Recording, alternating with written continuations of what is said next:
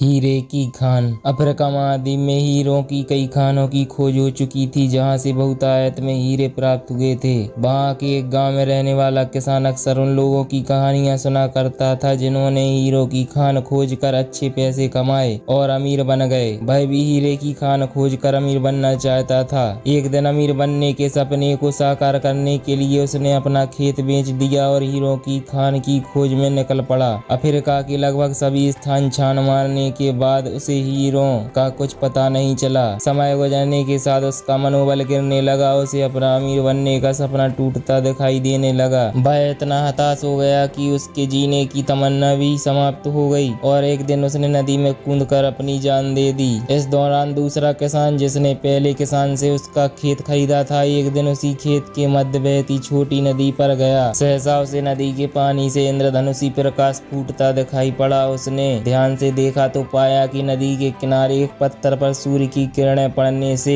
वह चमक रहा था। किसान ने झुककर वह पत्थर उठा लिया और घर ले आया। वह एक खूबसूरत पत्थर था। उसने सोचा कि यह सजावट के काम आएगा और उसने उसे घर पर ही सजा लिया। कई दिनों तक वह पत्थर उसके घर पर सजा रहा। एक दिन उसके घर उसका एक मित्र आया। उसने जब वह पत्थर देखा तो वह हैरान रह गया। उसने किसान से पूछा, मित्र, तुम इस पत्थर की कीमत जानते हो? किसान ने जवाब दिया, नहीं, मेरे ख्याल से ये हीरा है, शायद अब तक खोजे गए हीरों में सबसे बड़ा हीरा। उसका मित्र बोला। किसान के लिए इस बात पर यकीन करना मुश्किल था। उसने अपने मित्र को बताया कि उसे यह पत्थर अपने खेत की नदी के किनारे मिला है। वहाँ ऐसे और भी पत्थर हो सकते हैं। दोनों खेत पहुँचे और वहाँ से कुछ पत्थर नमूने के तौर पर चुन लिए, फिर उन्हें जांच के लिए भेज दिया। जब जांच रिपोर्ट आई तो किसान के मित्र की बात सच निकली। वे पत्थर हीरे ही थे। उस खेत में हीरों का भंडार था। वह उस समय तक खोजी गई सबसे कीमती हीरों की खदान थी।